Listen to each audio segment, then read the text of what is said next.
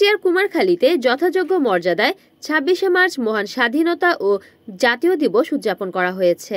এই উপলক্ষে বুধবার সকালে উপজেলা প্রশাসনের আয়োজনে উপজেলা পরিষদ গণকবরে পুষ্পস্তবক অর্পণ ও শহীদদের স্মরণে দোয়া ও মোনাজাত অনুষ্ঠিত হয়। দোয়া শেষে MN পাইলট মাধ্যমিক বিদ্যালয় মাঠে কুচকাওয়াজ অনুষ্ঠিত হয়।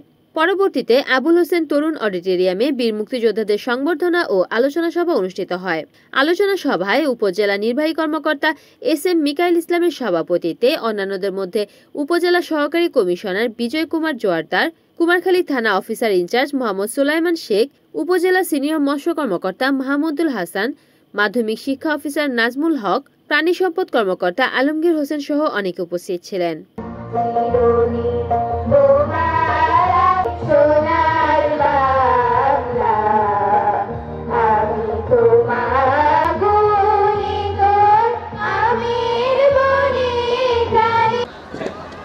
দর্শনীয় ভঙ্গিমায় বাংলাদেশ পুলিশ দল, অভিবাদন বাংলাদেশ ফায়ার সার্ভিসের প্রশিক্ষিত দল,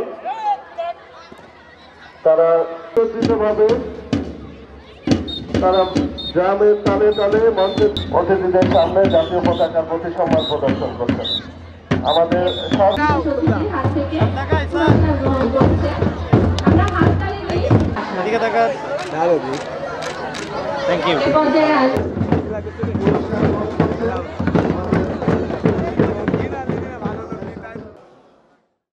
রিপোর্ট করেছেন কুষ্টিয়া প্রতিনিধি নাজমুল হাসান, NN TV।